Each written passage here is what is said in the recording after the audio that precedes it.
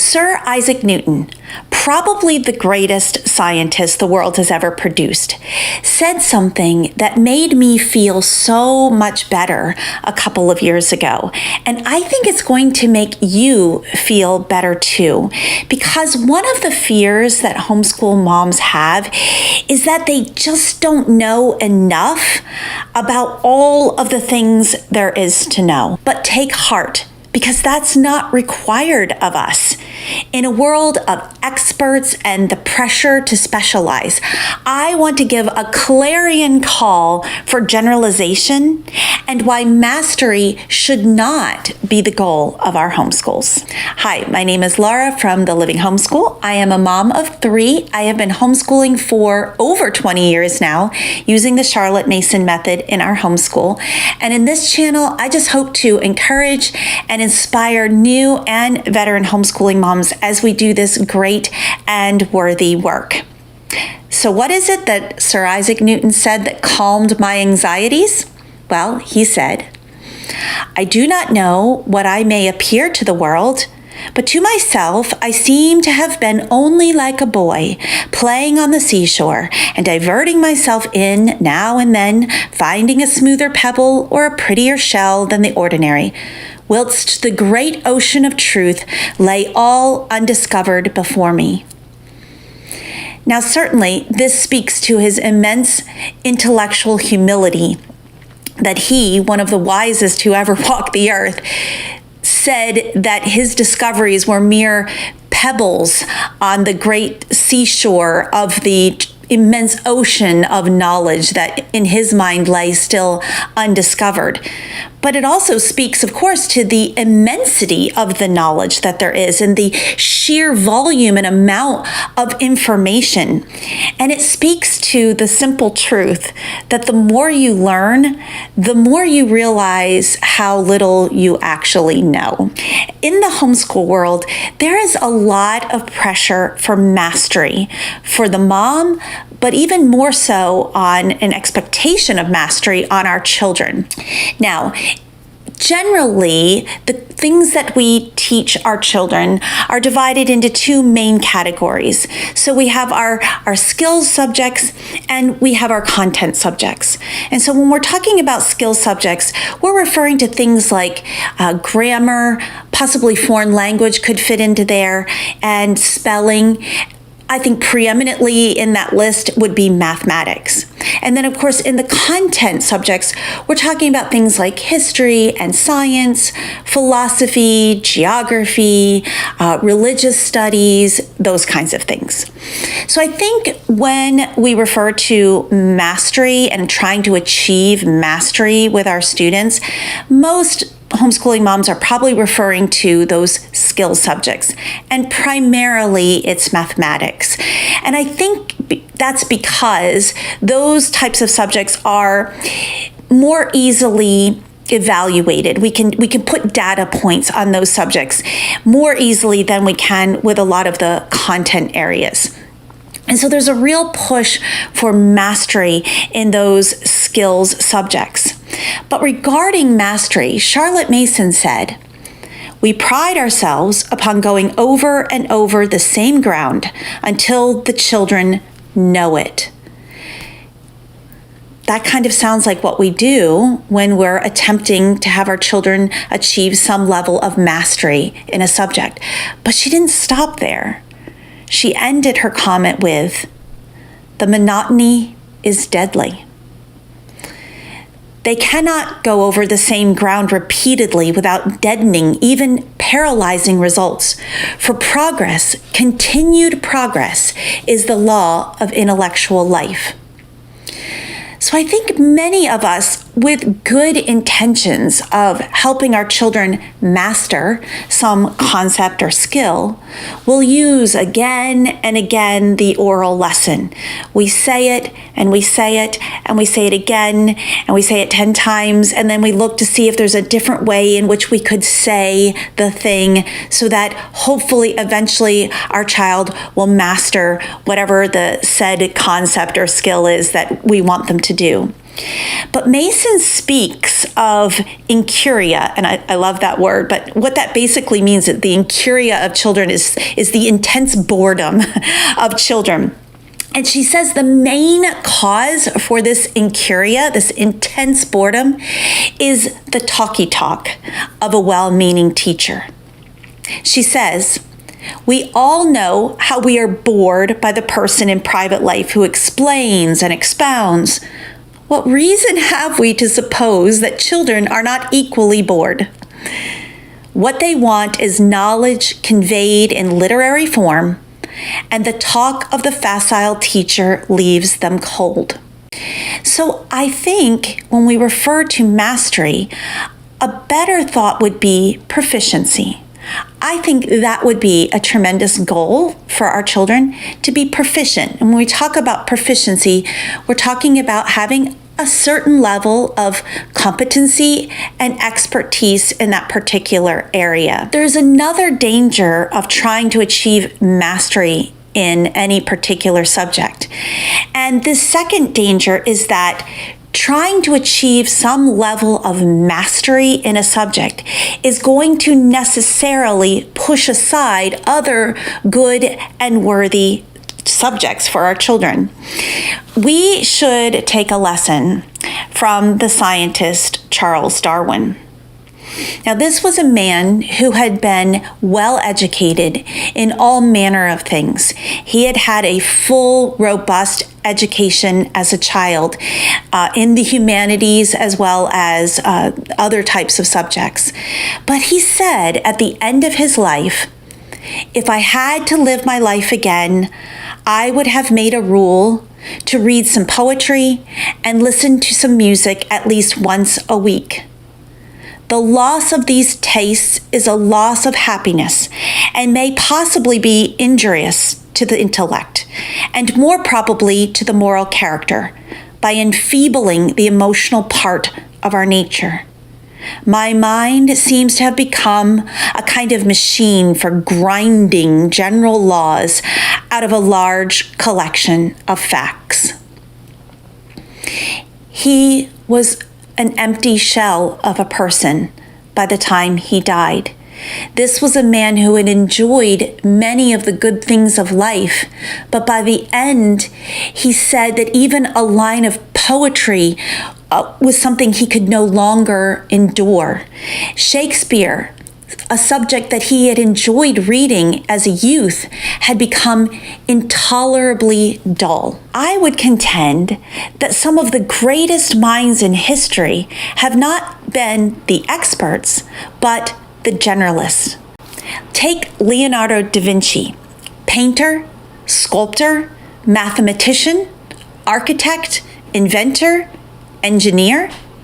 Or how about Christopher Wren? Now, he wanted to be known for the mathematician that he was.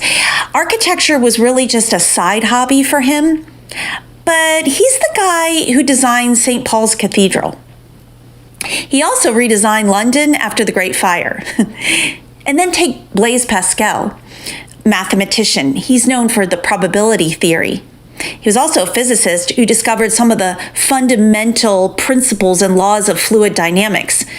He invented the first calculator, but he was also a philosopher and a prolific author. He wrote extensively on Christian apologetics. Ever heard of Pascal's wager? So Charlotte Mason said that education is a science of relations. She said, "A child has natural relations with a vast number of things and thoughts. So we train him upon physical exercises, nature lore, handicraft, science, and art, and upon many living books. For we know that our business is not to teach him all about anything, but to help him to make valid as many as may be of those firstborn affinities that fit our new existence to existing things." So this science of relations is sometimes misunderstood in our modern era.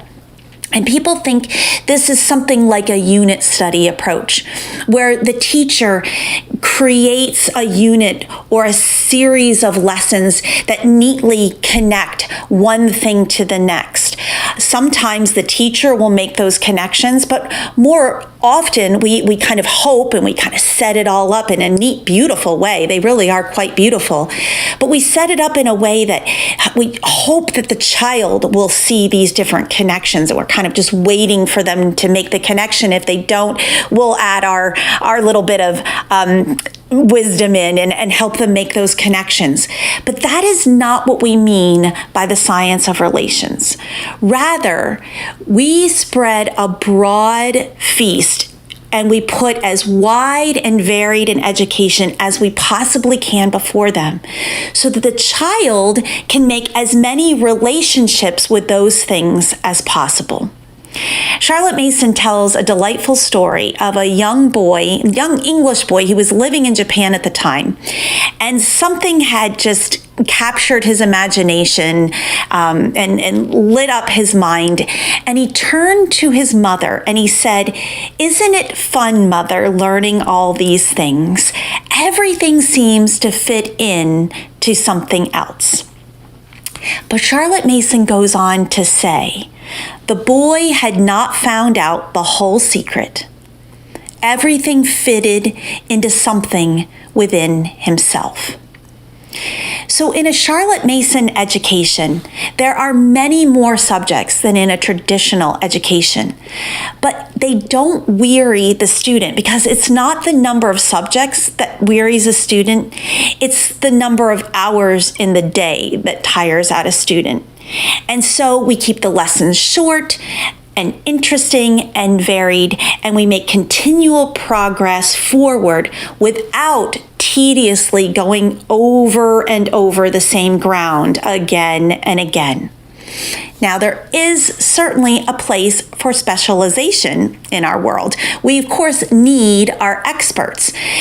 I want my surgeon to be an expert. I want him to know how to take things apart, and more importantly, I want him to know how to put them back together again. I want the civil engineer who designed the bridge that I drive over to be really good at bridge architecture. But then I got thinking more as I considered the experts in our world, and I thought back to that story of Charles Darwin, and I thought, I don't want my surgeon to be a Charles Darwin. I don't want my surgeon to be an empty shell of a human being. I don't want the architect of the bridge that I'm driving over to be an empty shell of a human being either, who's enfeebled and sees no joy in life because the specialization has kind of pushed out every other good thing in that person's life. I hope that my surgeon and the architect of the bridge had a wide and varied education, a liberal education, an education in the humanities, because I want my surgeon to care about the human being. I want the civil engineer who designed the bridge to care about the human beings driving over that bridge. And that's what this full and abundant and varied education offers to our children. So, of course, we need our experts, but that comes later. I would contend, regardless of your philosophy of education, I would contend in all of our homeschools that our goals should be that our children come out of our homeschool well-read, deep thinkers, good citizens who can make intelligent, wise decisions that affect their communities and even the nation at large. I think our children should be scientifically literate. They ought to have a sense of how the world around them works. I want my children to know why the sky is blue and why the leaves are green and why they lose their color in the fall. I want them to know something of of the chemistry that goes into the cooking and the baking that they do. I want them to understand the physics of the world around them. I want them to understand something of the stars and the moon when they look up. I want them to be scientifically literate. But even more than just kind of personal enjoyment and kind of there is something fun about just knowing why something is the way it is and how it works. There's an intense pleasure in knowledge. But even beyond that, I think scientific literacy is important for being a good citizen. We often think about, well, they ought to know the Constitution and they ought to know their history so that we can learn from history and not repeat it. They ought to know something of politics and geography, certainly. But I think scientific literacy is important too. Think about how many times referendums and laws and decisions that we need to make involve scientific things. We need to understand how our bodies work so that we can make wise decisions about the world around us and how those things affect us. Is the sun good for me or is it not good for me? We need to understand something about the decisions that a community might make. Maybe there's a referendum about taking out a local dam because it's affecting the ecology of an endangered species in that area. Okay, but we also have to consider, how does this affect the irrigation needs of our local farmers? So being scientifically literate helps you to be a better citizen and be able to form a more informed opinion when making these kinds of decisions. And of course, we want our children to just be curious, to always be learning. We want them to have a sense of intellectual humility, that they didn't master everything when they were in our homeschools, that there still is much to learn, and we want them to savor learning, and we don't want them to grow dull and enfeebled and empty shells by the time that they are older. And so I think this type of education keeps them bright and interested all of their lives. Our work is not to build the cathedral through mastery and specialization. Our work is to lay a solid and broad foundation upon which they will build the cathedrals of their lives throughout their lives. I hope you found this video helpful today. If you did, I would love it if you would like and subscribe. I also have some free workshops that you might find helpful. You can see those in the link below. Until next time, bye-bye.